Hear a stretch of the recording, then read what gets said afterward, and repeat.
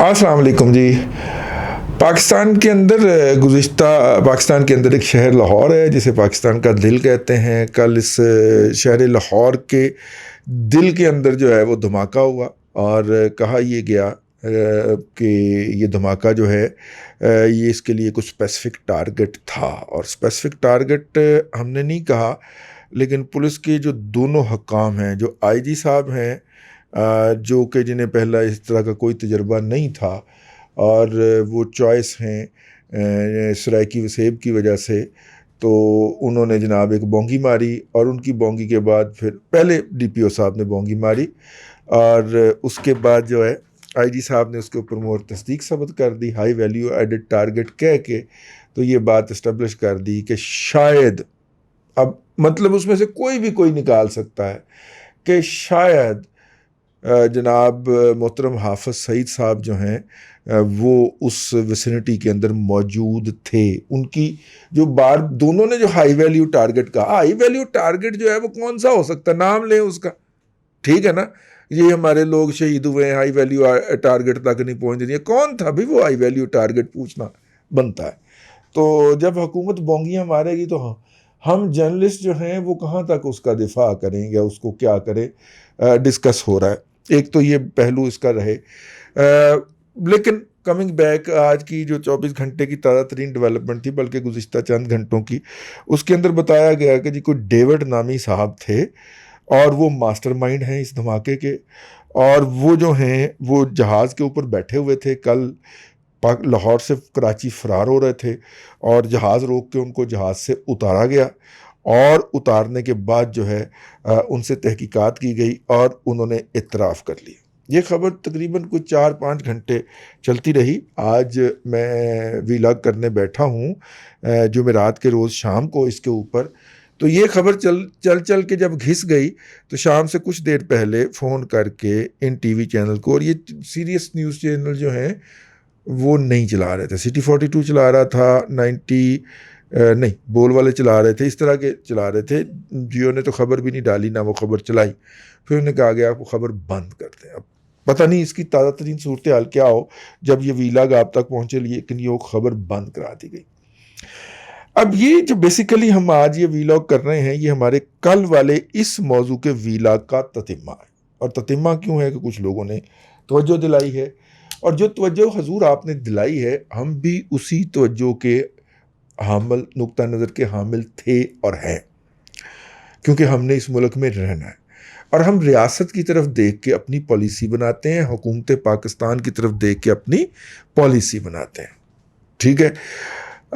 मैंने आपसे एक बात कही थी अपने गुज़िश्ता के वीलॉग के अंदर कि वो दौर आने लगा है कि जिस तरह कश्मीर का नाम लेने वालों के लिए पाकिस्तान की सरजमीन तंग की गई, और कश्मीर बनेगा पाकिस्तान वालों को, उनके बच्चों को, उनकी ख़वातीन को मार मार के धुआं बना दिया गया और जेलों में डाल दिया गया, उनके घरों की कीमती अशिया लूट ली गई CTD के ज़रिए, और उनको मुअज़्ज़ज़ से एक जिसे कहना चाहिए रदे हुए तबके के अंदर कन्वर्ट कर दिया गुज़िश्ता 5 से 7 साल में हमारी रियासत की पॉलिसी ने। तो इसलिए ये दौर आने वाला है कि कल को उन लोगों की लिस्टें निकाल दी जाएं जो कभी भारत के ख़िलाफ़ कोई बात करते थे और जो कभी भारत के ऊपर कोई तबर्रा किया करते थे, और उनको लटा के ग्राउंड के अंदर ज़रा सड़कों के ऊपर घसीटा जाए, उनकी ख़वातीन की जो है वो किया जाए, उनके साथ गलत सलूक किया जाए। तो इसलिए भाईजान हमने उस तरफ नहीं किया, और आपने देखा हमारे खदशात दुरुस्त साबित हुए, ठीक है। इंडिया के खिलाफ कोई एक बात भी नहीं कही गई, ठीक है। तो हम क्यों गए भाई हमें कुछ क्या ज़रूरत है उड़ता तीर लेने की, लेकिन उसके दूसरे पहलू का जो है वो जायज़ा ज़रूर होना चाहिए। देखिए FATF का इजलास है, लेकिन इस FATF के इजलास के हवाले से हुकूमत ने उतनी एक्साइटमेंट पैदा नहीं की। उस एक्साइटमेंट ना पैदा करने की 2 वजूहात हो सकती हैं। एक तो ये है कि जनाब हर दफ़ा एक्साइटमेंट पैदा करते जाते हैं, आगे से अज़हर के लौंडे के मुंह के ऊपर, हमाद अज़हर साहब के मुंह के ऊपर ट्रल करके जूता बजता है। तो वो चूंकि ढीठ वाक़या हुए हैं, यूथिया नस्ल से ताल्लुक़ रखते हैं, आगे नहीं दर्द तो नहीं हुई दर्द तो नहीं हुई, नहीं दर्द तो नहीं हुई। اور یہ کوئی 2-3 دفعہ تھپڑ کھا چکا ہے یہ میاں اظہر صاحب کا صاحبزادہ. شرم اس بیچارے کو آتی نہیں ہے. اور نتیجہ کیا ہے؟ تو اس دفعہ انہوں نے کہا کہ ہر دفعہ جوتا پڑتا ہے اور ہم یہاں پہ ہائی ہوپس کریٹ کر کے گئے ہوتے ہیں کہ اس دفعہ FATF سے نکلیں گے. یہ چارج ہے نا اس کا, ٹھیک ہے, وہ رکھا ہوا ہے نا یار پیچھے تو اور قوتیں. تو خیر یہ جو ہیں اظہر صاحب کا جو ہے, اب وہ اجلاس جاری ہے. پہلے ہمیں کہا جاتا تھا کہ جناب 27 ہیں, ان میں سے ہم 26 ہیں کنڈیشن, ان میں سے ہم نے 21 پہ عمل کر دیا. اچھا جی. پھر ہو گیا کہ نہیں 30 ہیں کنڈیشنز, ان میں سے 24 پہ عمل کر دیا. اچھا جی. اس دفعہ بتایا گیا 40 ہیں کنڈیشنز, ان میں سے 31 پہ عمل کر دیا. یہ گول پوسٹ چینج کرنے پہ لگے ہوئے ہیں. ٹھیک ہے, کوئی چیلنج کرنے والا نہیں ہے نا, جو مرضی ارت برت بول دیں. ٹھیک ہے, اگر کوئی چیلنج کرے گا اس کو پکڑ کے ان کے مالکان جو ہیں جن کے ہاتھوں میں ان کی زنجیریں ہیں وہ ان کو اندر ڈال دیں گے. یہ جو گرے والا چل رہا ہے معاملہ, 25 کو اجلاس ہے میرا خیال. آج جب یہ ہمارا ویلاگ آپ تک پہنچے گا تو اس کے اجلاس ہو جائے گا. اب اس میں ہوتا کیا ہے؟ ہر دفعہ یہ ہوتا ہے کہ اجلاس کے خاتمے کے بعد FATF باقاعدہ جو پریس ریلیز جاری کرتا ہے, جو اس کی روایت ہے, وہ کوئی 2 ہفتے بعد جا کے اپنے ہیڈ کوارٹر سے پریس ریلیز جاری کرتا ہے. وہاں سے نہیں کرتا جہاں پہ اجلاس ہو رہا ہوتا ہے. ویسے اجلاس تو آج کل ورچولی ہوتے ہیں. تو وہ جب کرتا ہے تو, لیکن اجلاس ابھی جاری ہوتا ہے یا اجلاس ابھی ختم ہوتا ہے تو انڈین میڈیا ایک جاری کر دیتا ہے. Being a Pakistani media person, مجھے چاہیے میں اس کے ڈینائل میں جاؤں, اور میں پہ گیا بھی 2-3 دفعہ ڈینائل کے اندر, لیکن پھر پتہ چلا کہ انڈین میڈیا جو کچھ کہتا ہے وہ درست ثابت ہو جاتا ہے. ٹھیک ہے نا. اور ہم جو ہے وہ بھانڈا ٹینڈا اٹھا کے عمران لالے کی طرح اسی طرح دوڑ لگا دیتے ہیں جس طرح کل اس نے بڑی نخوت کے ساتھ ایک پرانی جو گیس دھماکے کی ویڈیو تھی وہ خارج کر کے کہا گیس دھماکہ ہوا, گیس دھماکہ ہوا, گیس دھماکہ ہوا. جب مالکوں نے کہا کہ نہیں ایسا نہیں کہنا تو وہ فوری طور پہ ڈیلیٹ کر کے بھاگ گیا. ٹھیک.